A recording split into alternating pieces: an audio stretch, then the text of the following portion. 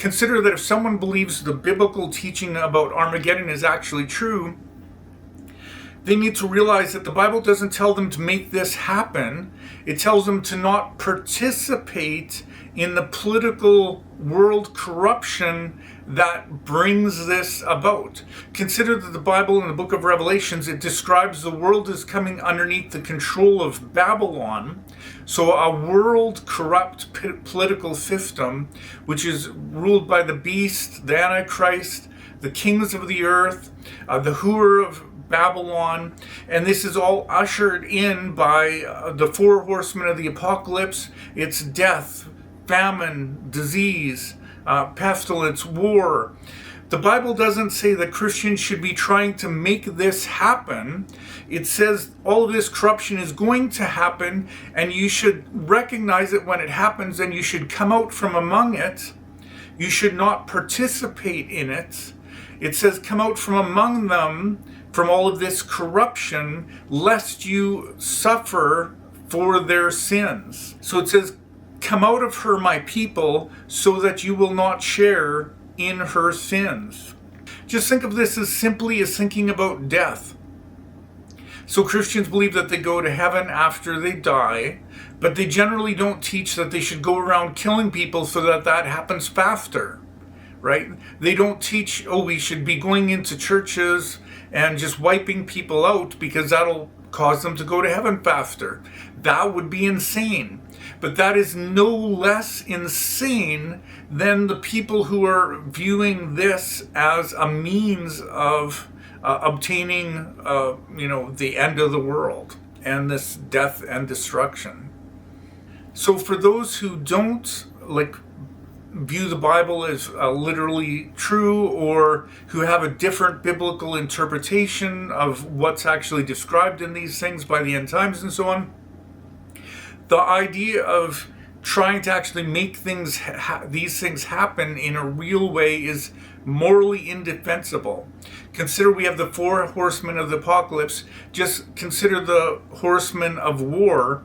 So it rides out on a fiery horse. It's given the power to take peace from the earth, to make people slaughter each other. It's been given a large sword. So for anyone that has any kind of morals at all, the most basic, simple kind of morals, supporting that or trying to make that happen is absolutely insane. So there's a third issue, which is it's constitutionally problematic, and for a very wise reason. So the U.S. Constitution, partly because of all the religious wars in the past and all the religious conflicts in the past, established freedom of speech as a way to develop and discuss things so that our wisdom could increase, but also freedom of religion, so people could have the freedom to practice religion, but it also has the prohibition against the establishment of any particular religion. The reason for this is very simple. We don't want the possibility of the United States being controlled by a Jim Jones group, or by a Heaven's Gate cult, or by David Koresh. So it steers clear from all of these things. So if policymakers advocate for specific actions in order to create a particular interpretation of what the end times and Armageddon is supposed to be like, that is trying to establish a particular religion. In this case, the interpretation is, and I'm going to play a clip by Hegseth, their interpretation is that the end will come after the third temple is rebuilt in Jerusalem. So he basically views his mission, or this is what he's hoping about, views as a good thing. He's viewing the idea of destroying the Temple of Islam that is there currently, taking that down and having Netanyahu's particular sect of Judaism rebuild a new temple. So basically he views that the purpose of Christianity in the United States and the purpose of the U.S. government is meant to serve the Judaism of Netanyahu in establishing that new Jewish temple in this other country in the other part of the world, which will be a part of bringing in the end times. 2017, the declaration of Jerusalem as the capital was a miracle, and there's no reason why the miracle of the reestablishment of the temple on the Temple Mount is not possible. So there's thousands of versions of Christianity, and through the centuries there's been thousands of interpretations of how the end times would work out and what that would actually look like. There's a lot of different traditions within Judaism, traditions that are inside Israel, inside the United States, inside other parts of the world.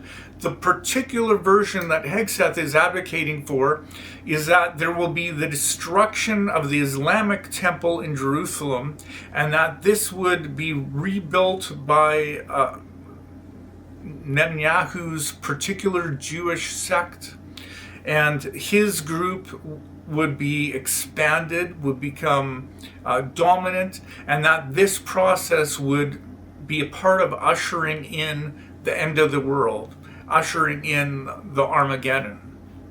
So according to him, the USA and Christianity in the United States, in the world, is meant to serve his particular version of Judaism.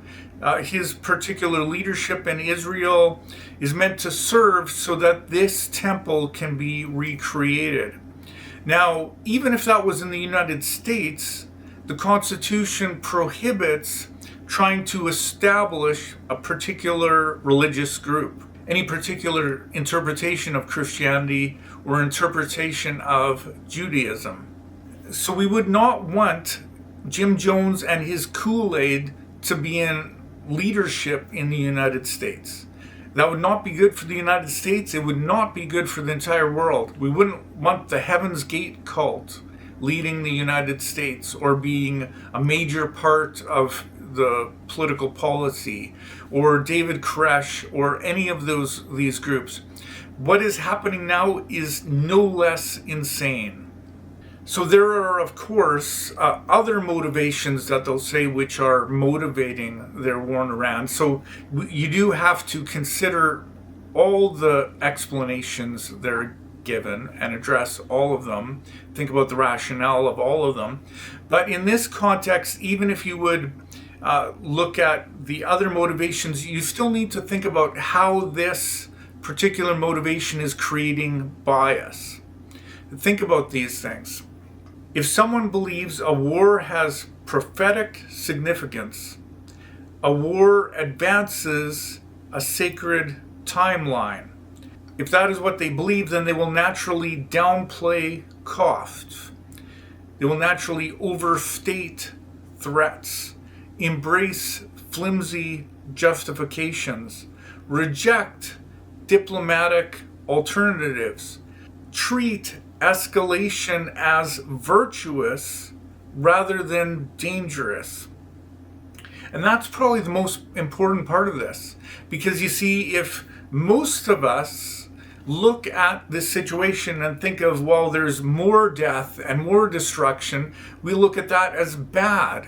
That's negative, because we want to protect people's lives, because we want to expand on human happiness in the world, because we care about people. But for someone looking at it from that grid, they're going, this is great. This is good. More death and destruction. This is the horsemen of the apocalypse being successful, bringing on Armageddon. This is a good thing. This is a positive thing. So that religious interpretation, that bizarre interpretation, makes them look at this as a positive thing, as a good thing. This death and destruction as something we should look forward to. That is a distorted way of looking at reality. And this is exactly why the prohibition and the separation of church and state was established, because there's a long history of problems with bizarre extremists, with radical interpretations of different religions, which are creating a lot of death and destruction in the world, or have in the past.